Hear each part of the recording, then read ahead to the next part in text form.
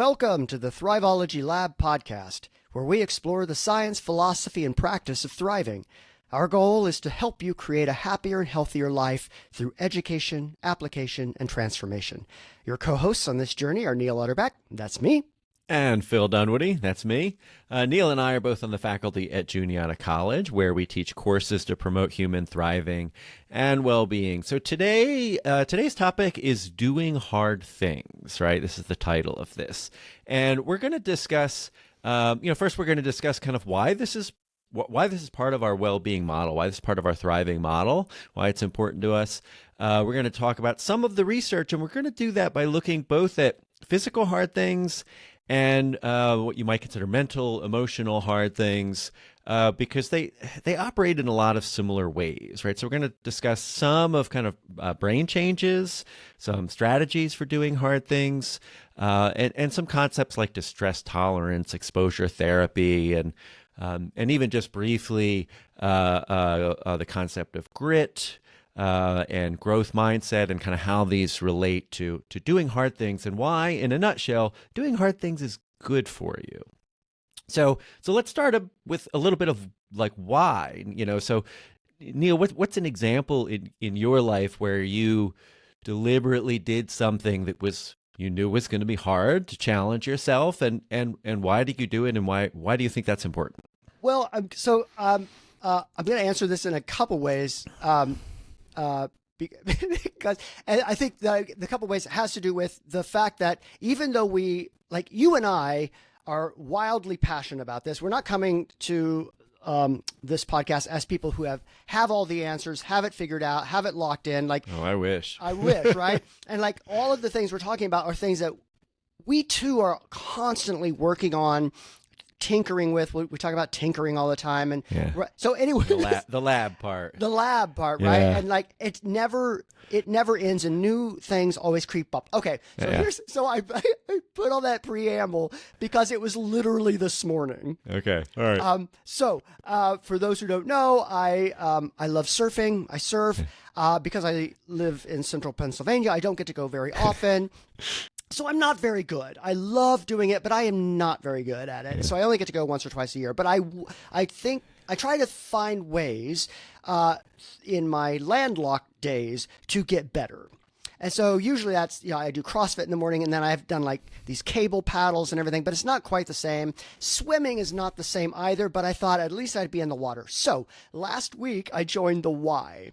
All right. And so that I would start swimming. Oh, yeah. I am not a good swimmer. Yeah. And I'm very self-conscious of it. I'm very self-conscious of being in the pool. I don't like being in crowds. The pool at the Y is very crowded. Yeah.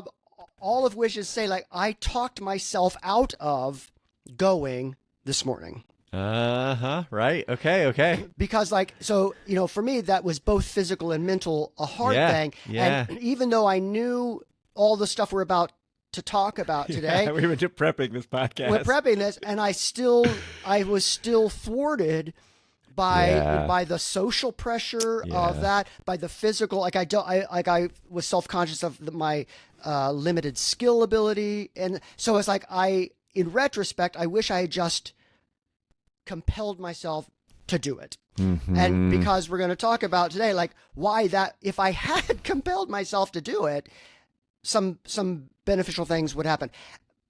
And I guess it's also, I say that as a failure to say it's okay that sometimes we will fail. And I think I've also, it taught me something this morning about myself as well, that doing this, adding this to my life is going to take a little extra effort than I maybe had anticipated. It's a good challenge for you. This is I've identified a very hard thing for me to do. Yeah. All right. That's so why, but why, you and I've worked together a long time. We've been friends for a long time, and I know you regularly push yourself and set new goals and challenges. And so I got a big picture though, why do you do that? I mean, I think you do that probably more than I do. You're regularly, you're the Spartans, you're kind of regularly setting different, pretty challenging goals for yourself. Well, I think we'll talk about this as well. I think there is a part of us that intrinsically likes to be challenged, and that's different for everybody. That level is different, and we'll talk about how, in ways in which, like the swimming, we can identify new areas of growth for ourselves. But like I've always liked putting myself, particularly physically, into challenging or uncomfortable situations, kind of to see what would happen. Yeah. I remember like the very first Spartan I did, I thought I was really fit, and then I did that and I was like, oh, I am not. Yeah. I did not expect this. And it was really hard to get through that initial race. Yeah. And I remember all the kinds of self-talk I had to do, and like, I didn't drive all this way. I didn't sign up for this thing to quit. So what do I have to do to get through this event? So I think we're going to talk about like, I don't think that I'm actually all that different from people. I think people just have different areas in which they do that. That's a good point. And so what is for you, what is a hard thing you have done or seek out? I mean, of course, there are many things throughout. I mean, when I think back, going to graduate school was Right. definitely one of the more challenging things I had done. That was probably the most demanding environment I think I had been in at that time.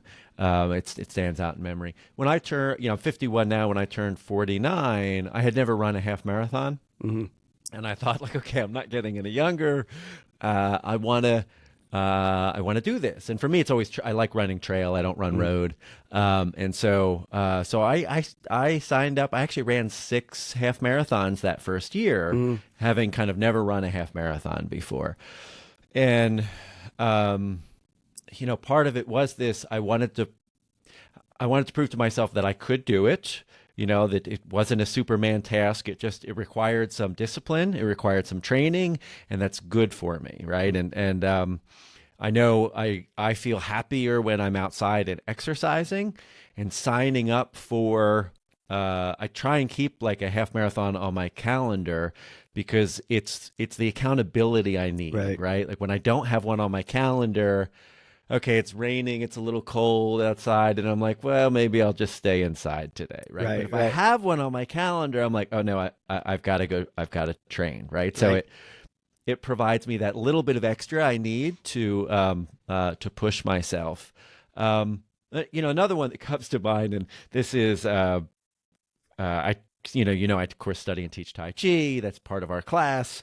And when I first, my Tai Chi teacher, Dr. Yang, is literally world famous. He's the most talented martial artist I have ever worked with, and I've worked with a lot of people. And when I first went out and started training with him, someone else there that I was training with at the time at his retreat center was getting ready to test under him, and I hadn't even thought of that, right? And so I had been doing martial arts for a while, but was new very much to training under him. And I asked him if I could test. And he said, yes, absolutely, you can test. You'll fail.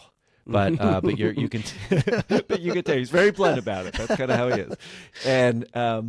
And true to form, I've continued to test under him over the years, and there's a bunch of different skills tests at different ranks, and I have failed about half of the tests I have taken under him. And I'm told by others, other students of his and whatnot, that that's actually pretty normal and expected. And I understand some from also Chinese culture. There is what they call, they want to see that you're willing to eat bitter, is the phrase. And it's basically about hard work, that you don't come there thinking you already know it all, because if you already know it all and you're just there to demonstrate it, then what does the teacher have to offer? All right. So they want to see some demonstration of humility. They want to know that you're willing to risk failure, because that's the only way you're honestly going to learn. Right. And and for me, that was it. I was like, I'm okay with failure because I want the feedback. That's, I wasn't doing it to pass, frankly. I was doing it because I wanted the feedback from this world famous teacher who is the most incredible martial artist I've ever studied under.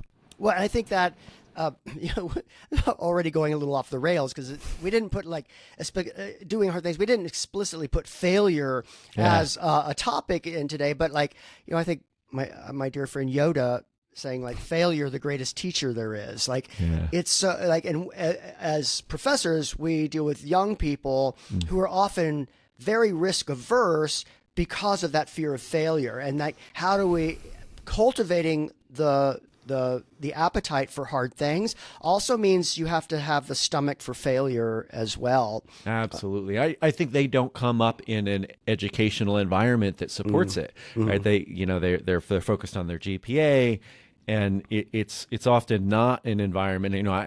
We talk about this very explicitly, right? For example, this is the great surfing analogy. If you're afraid of falling off the board, you're never going to learn to surf. Right. Right. It seems obvious when you talk about something like that, but if you talk about writing a research paper, suddenly everyone thinks they should be great the first time they do it. Right. Well, it's the same thing. There's actually a whole host of skills that go into that you are doing for the first time. If it's the first time you're doing it, you probably will suck and should suck because you're not. None of us are born Jedis. That's the myth that people want. Like, okay, really, I'm just inherently insanely talented, and I just need to be discovered. This like McDonald's Jedi thing. That's not real. Yeah, it was that sort of romanticism of the genius or the spontaneous that we think like there's something particularly special about Michael Phelps. He's double jointed or he's got something else, but really he just worked really hard for a long time to get there. Yeah. All right. He does have some incredible physical attributes as well, sure, right? yeah. So there is a genetic lottery component, but also, right, if he had won that genetic lottery and not trained, he wouldn't be Michael Phelps. Right. Right. So we're going to talk about grit. Right. Yep. So let's talk about how about some like deliberately seeking out hardship. Yeah, well, and we're going to look a lot at sort of a variety of things. I tend to like to talk about these things in terms of the physical because I feel like, as you sort of mentioned with the surfing, like it just provides some immediate feedback about the thing you are doing that sometimes you don't get in other areas. And I recently read, and I highly recommend the book The Comfort Crisis by Michael Easter. And it's a fantastic book. He talks a lot about how comfort is essentially killing us as a people, whether it's a sedentary life, right, the kinds of food we're eating, but also just about our inability to seek out hardship and challenge. And he references this concept. It comes from the Kojoki, forgive me if I'm mispronouncing that, it's a Japanese text written around the 8th century AD. And in that, they talk about aMCC. And my understanding of the misogi was that it was initially a cold water, sort of water purification, which I believe that's what misogi translates to, a sort of water purification. So it was like this cold water challenge that would leave you purified. It's now sort of expanded to mean like taking on a significantly hard challenge once a year, like your marathon example, like having like a thing on the calendar, right? That the event should have a high likelihood of failure. So it's not really even about the success or the failure of the thing, but the engagement with that challenge. And the rationale, and this is why I also think, we like to sort of triangulate some of these things, some ancient stuff to some current science, and then what are some of the mechanistic components of all these things. But what's fascinating to me is like, and we heard this even talking about our students, like at the beginning of our semester, Phil and I teach a course called Ways of Wellbeing. We take students on a surf trip to Costa Rica. Almost all of them said one of the things they hoped to get out of the class was getting outside of their comfort zone. Yeah, I was struck by that. It's so striking. And like, there's something about thinking about that misogi and the students, like there's something about us, has always been about us, that we crave moments where we're tested, where we find out who we are, and it's through that challenge that our truer self is revealed or built upon. And I think that's really... Yeah, and I think that they're not to put people into typologies, but I think of the Big Five personality inventory, which is kind of the most well-validated theory of personality. And one of the main factors is openness to new experience. And I think people who are higher in that attribute are probably more likely to want to move outside their comfort zone. It's literally how that kind of construct is defined. If you're low in openness to experience, you're more likely to find new things uncomfortable and turn away from them, right? So that means less foreign travel, less exposure to new ideas, new people, etc. Well, and this may segue into our next topic on distress tolerance, but so I don't know, under that model, is that talking about them as fixed things, or can you build on them? Well, so personality by definition is somewhat fixed, right? And I say somewhat fixed because it's not to say his personality doesn't change at all over time, but it is, as opposed to emotions, which fluctuate quite regularly, or how hungry you are fluctuates quite regularly. By definition, if we're calling it personality, then it should be relatively stable through an extended period of time. But that doesn't mean that elements of kind of growth can't be taught. And so if we go into this concept of distress tolerance, for example, right? So distress tolerance is, and I'm reading this is a 2016 study from the Journal of Mental Health and Prevention. Distress tolerance is defined as the ability to withstand and tolerate aversive psychological states. It has been shown to protect against many psychopathologies, such as post-traumatic stress disorder, borderline personality, and early dropout of substance use treatments, right? So it is this, you can think about it not as a binary, you either have it or you don't, but how much of it, right? And so, yes, you can, actually this article is about how mindfulness as a practice helps you increase your distress tolerance. So in this particular study, I guess I should also define resilience, because that's one of the other things they focused on. So they looked at resilience is essentially the ability to bounce back after stress, right? So we know, if we look at people who, whether it's in, something quite severe like a war situation where they face trauma or bad childhood events or whatever, or stress even in the workplace, some people bounce back more quickly than others. And that's referred to as resilience. And resilience is something that can be taught, right? There are tools for it, right? So mindfulness is one of them, right? So in this study, they used, this is the protocol that's known as mindfulness-based stress reduction. This was introduced by John Kabat-Zinn, which we talked about in episodes 2 and 3 when we talked about mindfulness. So it's a very specific mindfulness protocol. It is an 8-week training period. It's fairly intensive. And they matched, in this study, they had people essentially matched with what they call it's a control group. It's a matched control, meaning they measure people on a bunch of things and they try and make sure they're not different in any of the important categories. So, right, if you're measuring distress tolerance and resilience, you make sure that the control group on the group that's getting the mindfulness training has the same levels of that to start with. That's what the match control means. And so they put people through, this is an online program, so this is not in person, 8 weeks of mindfulness-based stress reduction. And they find that the group that goes through the MBSR training, at the end, they do have higher levels of mindfulness, but more importantly, higher levels of resilience and distress tolerance. Now, this is important because previous research had showed these things were correlated, but doing it like this in a study gets at the idea that it's actually a causation, right? That a deliberate mindfulness practice helps increase your resilience, helps increase your distress tolerance, right? And this is part of why we do this in class, right? And we recently used a protocol in class where we asked our students to think about, to pick a particular memory or issue that made them a little bit uncomfortable.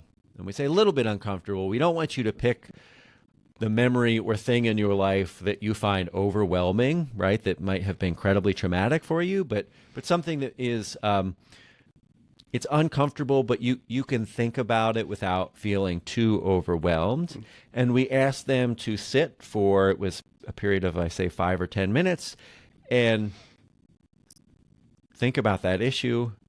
Think about notice how does it make you feel, right?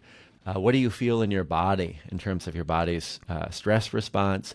And, when we talked with the students afterwards and said, basically, what did you notice? One of the students said, I noticed my mind kept wanting to change topics, right? Like there's this natural aversion. It's kind of like, you have a stone in your shoe and you're just naturally going to favor the other foot, right? So mentally, we do the same thing. A thought or memory is uncomfortable, and we often avoid it. Think about hard conversations with people you're in relationships with or at work, and how many of us, it's hard to have difficult conversations. Sometimes it's easier to just not face it. Yeah. But if we're going to make progress, right, and we're going to address things, real problems, that we have to be able to tolerate a certain amount of distress. That's the distress tolerance. Well, and even like as a mindfulness exercise, even the very act of like sitting for 10 minutes, just noticing, even without the prompt of think about a difficult memory or something, just that act can be its own kind of low grade discomfort. Like the body, we're not used to sitting still. We're not used to just watching our thoughts. So even sitting through that 10 minutes can feel like a hard thing, even though it's not climbing Mount Everest, but it's just sitting still for 10 minutes for a lot of people can be challenging. And if you, and I think that's partly, I would argue, like part of the consistency of a mindfulness practice is daily sitting with those feelings, the thoughts, sitting with the body wanting to move and wanting things to be different, but just without judgment, sitting. Yeah. Mm-hmm. Yeah, no, exactly. And this distress tolerance, this relates to something similar that is used in psychotherapy that, when you look at the literature on each one, you don't actually read much of a connection in terms of terminology, but these seem very similar to me. And this is the concept of exposure therapy, right? So exposure therapy has been around for a long time. It's used in what's often known as cognitive behavior therapy. And it's very well researched. It works very well for treating anxieties, for treating phobias, and it is largely what it sounds like. You work with in this case a therapeutics situation where you might have pretty extreme anxiety or phobia. You work with a therapist to try and overcome that or learn to manage it. And the exposure therapy essentially involves low dose exposures to the things that makes you anxious or that you're afraid of, that you have the phobia of, and then coaching during that. So you build some skills ahead of time, frankly. Mindfulness is often a big part of this because you learn to notice your body's reaction, and you learn to self-regulate through deep breathing or bringing your attention to things in the room. You learn many of the skills we talked about in episodes 2 and 3 when we talked about mindfulness. And so in the exposure therapy, you're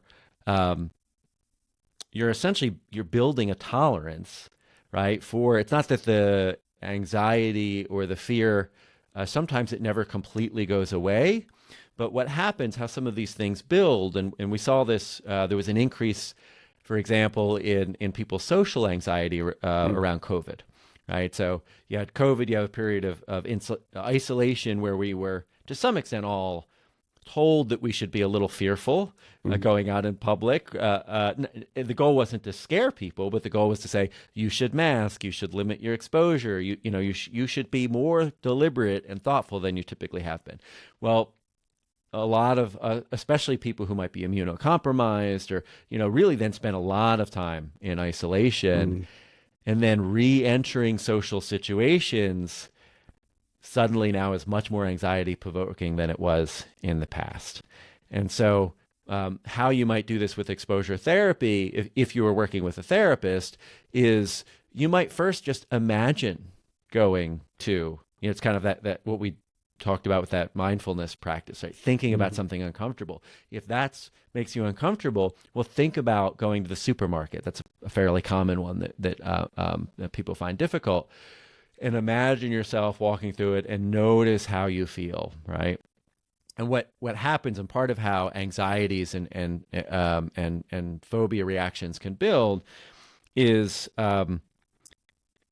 when you go into a situation like that and you notice, you might start to have a panic attack, your breath starts to increase, your respiration, your heart rate, and then you quickly leave. Well, as soon as you leave, all of those horrible symptoms start to go away, and you've essentially been rewarded for escaping the threat, or what your body was experiencing as a threat. So avoiding the social situation becomes reinforced. The more you do that, the more deeply you reinforce it. And this is how people wind up with kind of major social anxieties, or anxieties of being in public places around other people, because they have unintentionally rewarded their body's reaction to that over and over by, and they'll even say things like, I'm going to do this until I feel uncomfortable and then I'll leave. Well, you're not building any distress tolerance if that's what you do. You're actually doing the opposite. A little later today, we're going to talk about some of the mechanisms that may be in play, specifically speaking to that. But I also think, like we were talking about our Ways of Wellbeing trip to Costa Rica, one of the things that we do on that trip is a waterfall rappelling tour. Yes. And I am definitely afraid of heights, but I also know there are expert guides with us, helping us. I'm surrounded by you and the students, and I'm in this beautiful place.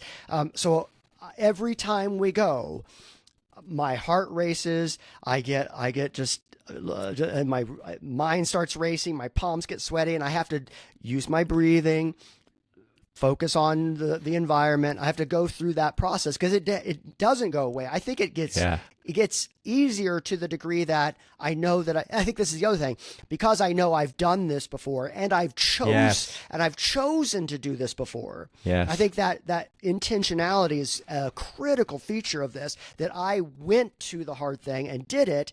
Yeah. I've got that memory to say, you're going to get through this again today. You're going to be scared. Notice that. It's not going to go. If it doesn't go away, fine, so be it.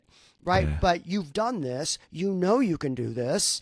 And that gets me through. And one of the other things that I notice, and I think, a lot of people will recognize that there's a point at which that fear starts to let go.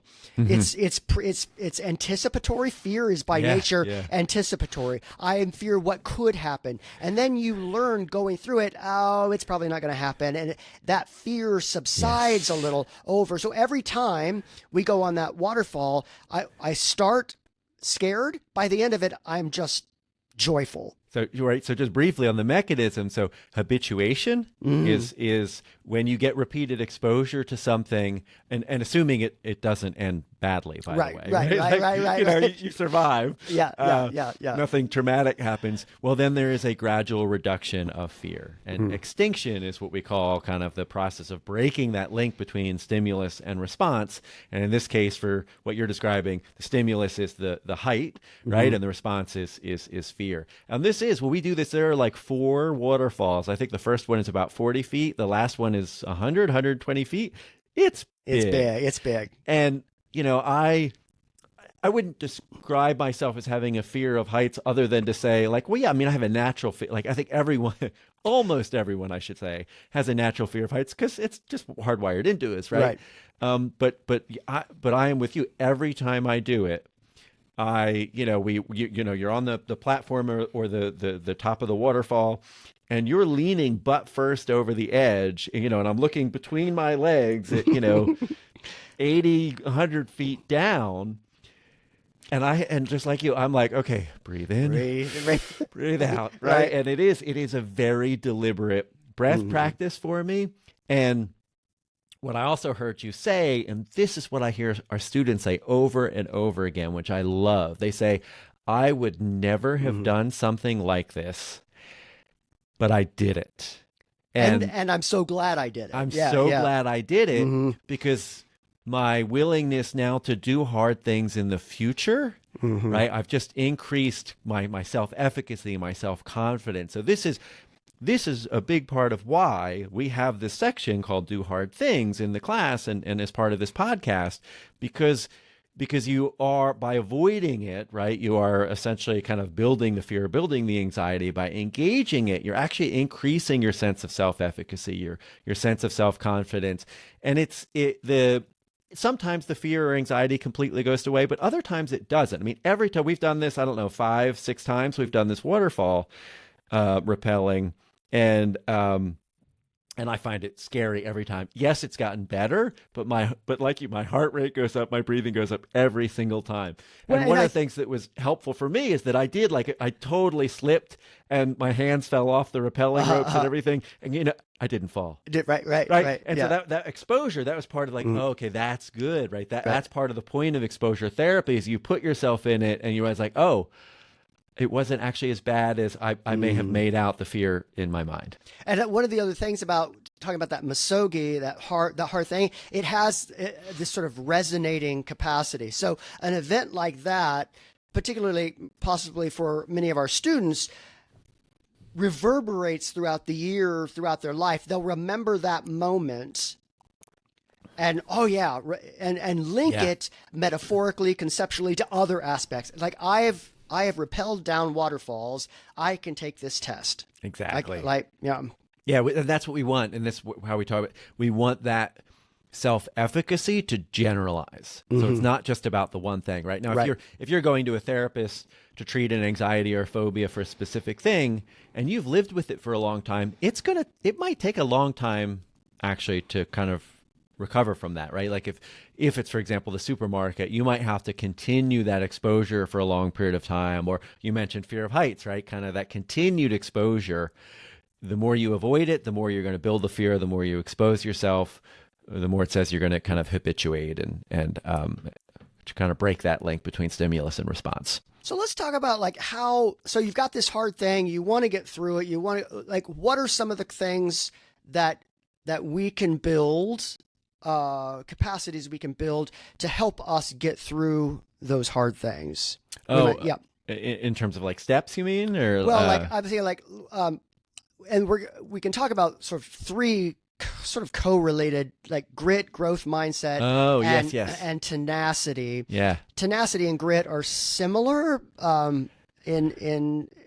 we can maybe tease those apart a little bit. But can you give us a little background on grit? Yeah, sure. So grit, this is Angela Duckworth's model, and it's really about persistence and the impact of effort, right? I really like the idea because I think too many of us have this narrative, and we've been brought up in a society that makes us think that we're either born inherently good at something or we're not, right? So I hear this, for example, around even leadership, this idea that great leaders, well, you're either just born a great leader or you're not.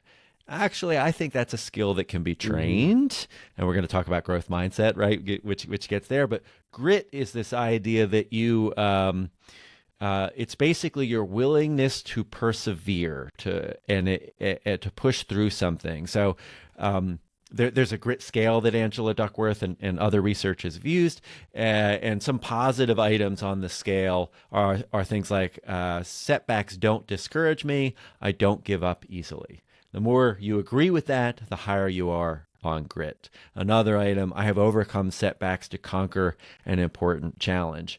I'll give you an example of that for me. I did a half marathon. No, it was a triathlon. It was a sprint one, so it's fairly short, but I've never done a triathlon before this.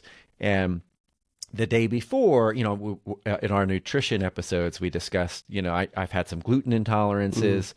I had something, I don't know what I ate. It wiped me out. I was on the couch the whole day before, feeling horrible. So, so the next morning, that's not that's not what you want physically going into a new challenge for yourself.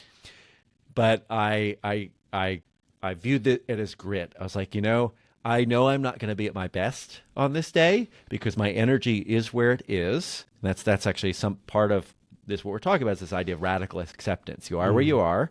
That's okay. But I do want to finish it, and that's my goal, right? So knowing that I was in a weakened state, and that was part of what I learned, was that in any given day, your energy is going to be up, your energy is going to be down. The perseverance itself pays off. And I tell my students that often there is no secret to getting good at something other than being too stubborn to quit and engaging in deliberate practice. There's a classic book in karate called There Are No Secrets. That's actually what it's about. Because students always want that, like, what's the secret? When I teach Tai Chi, they'll be like, oh, I've been practicing the form and I keep getting stuck at this one spot. And I say, oh, do you want to know the secret? And they're like, what? And I said, practice.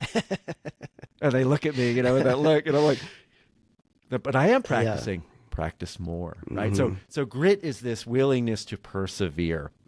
And the higher you rate on it, essentially the more willing you are to push through. And it's not to say that, effort is the only thing that matters. Obviously, there are other things that matter, but effort counts a lot.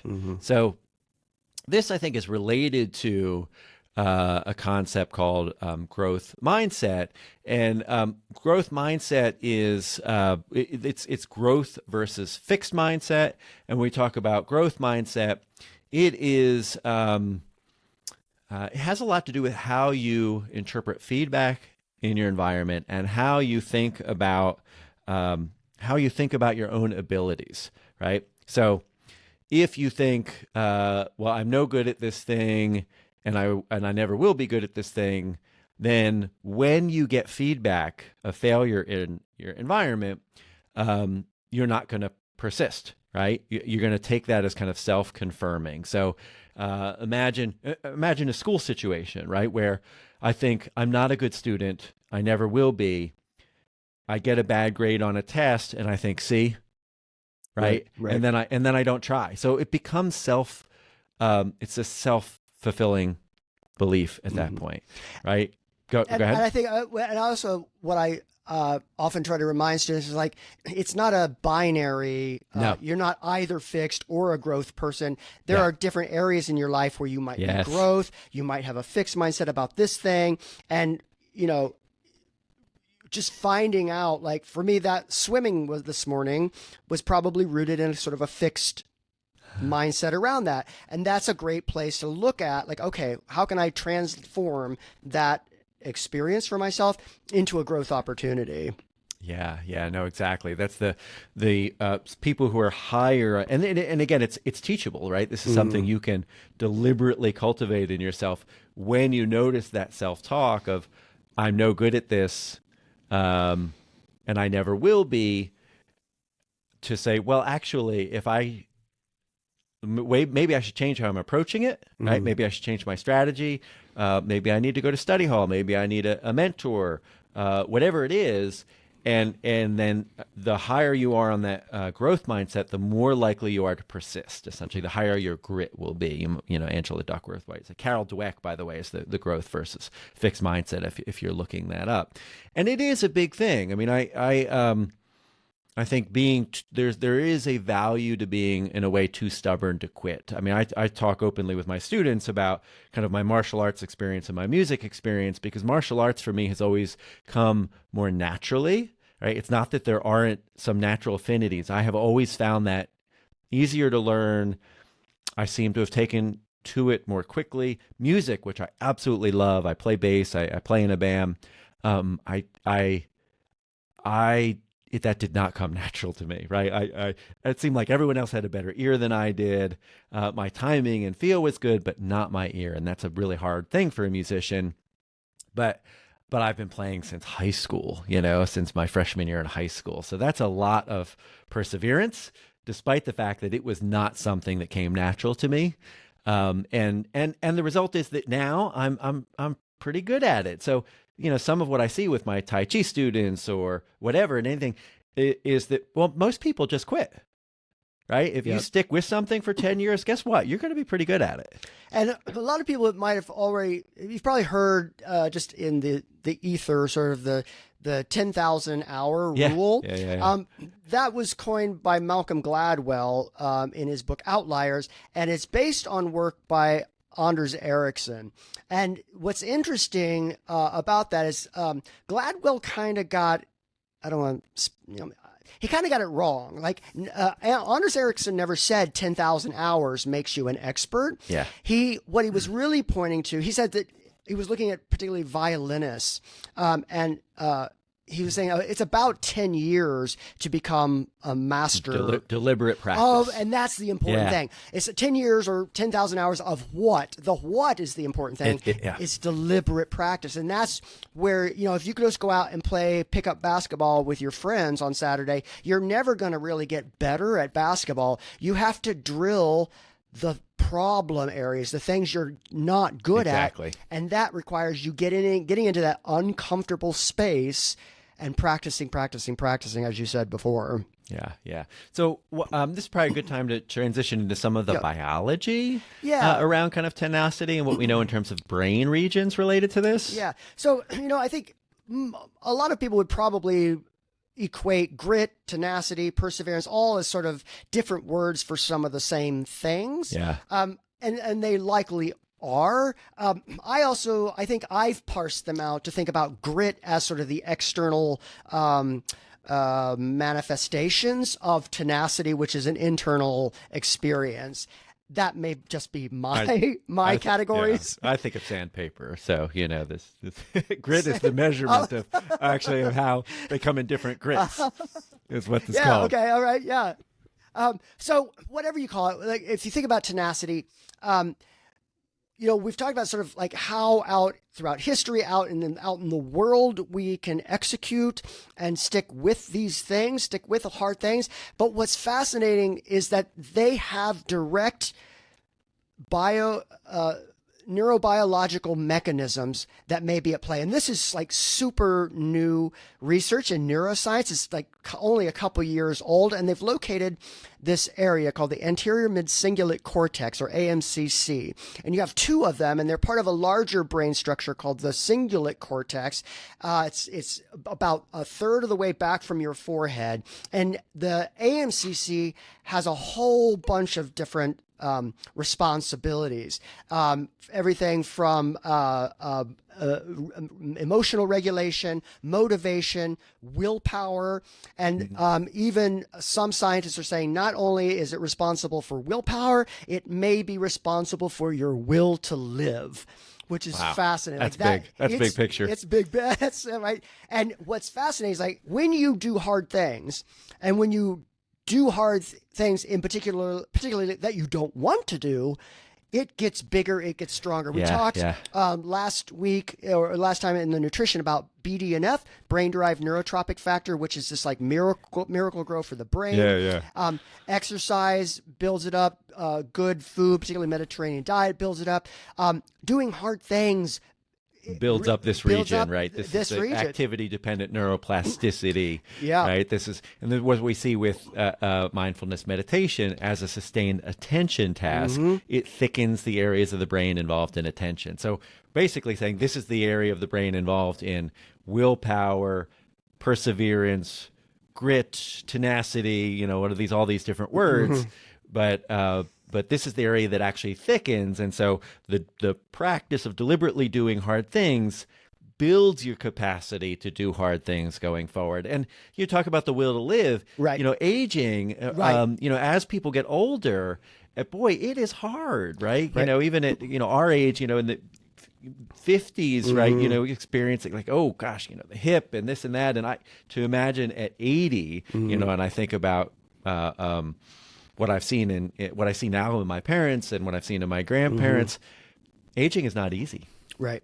Well, and that's what they're also seeing with the aMCC is that super agers, people who not only live longer but flourish longer, this region is more developed. So like that there's that, and in people who are obese, who are sedentary, who don't engage in hard things, it use it or lose it, it starts to shrink. So I think in my brain, I'm linking what you said earlier, like when you shy away from hard things, it makes that wall gets closer and closer and makes doing hard things even harder and harder and harder. There may be a very specific biological mechanism at play here, that it literally is shrinking, causing you to engage less with those hard things, which is, I think, and I again, this podcast isn't about sort of getting into the nuts and bolts and the weeds on these things, but I always like to triangulate these things. This isn't just a concept. There are actual changes. Mechanisms. There are mechanisms. Physical mechanisms. Physical things. We can They point are to. changing because of what I'm doing. Yeah. Which is just fascinating. We are about out of time. Yeah. We want to set up what's our challenge? So for this week? I think this is a highly personal one, right? In terms of, I think the challenge this week for all of our listeners is to pick something that is a challenge for you, that is a hard thing for you to do. And this could be a mental thing, it could be an emotional thing, it could be a physical thing. But set some goals around engaging in it on a somewhat regular basis, right? So, and obviously you want to pick something that is an actual goal of yours. You're not doing it just because it's hard. You're doing it because it actually helps with goal attainment, right? Something important in your life. Like, so for me, the mindfulness, I find sometimes my mindfulness practice challenging to just sit for 20 minutes a day, because part of it is my own, workload, anxiety. I always have better things I could be doing with my time, quote unquote, right? Right. But I know that when I have a regular mindfulness practice, I'm calmer, I'm more centered, I'm more functional in my life. I bring the best of me to more of my situations. So that's the goal part, right? It's part of why I do that, because I actually feel like a happier, healthier person when I do it. And the same with running for me. So that's the challenge. Pick a hard thing, whether it's exercise, sitting, right? Having some difficult conversations, right? I think these are essential in relationships. That's personal relationships, professional relationships. You have to be able to talk about hard things if you're going to address them. Avoidance is generally not the right strategy. So with that being said, that's all, folks. Subscribe to the Thrivology Lab on Spotify, Apple Podcasts, YouTube, or wherever you get your podcasts. Leave a comment or question on YouTube, and we will be sure to respond. Be sure to follow us on Instagram and Facebook. And if you have questions or comments, or there's a subject you want to hear us discuss, please reach out to thrivologylab@gmail.com. Thrive on, Neil. Thrive on, Phil.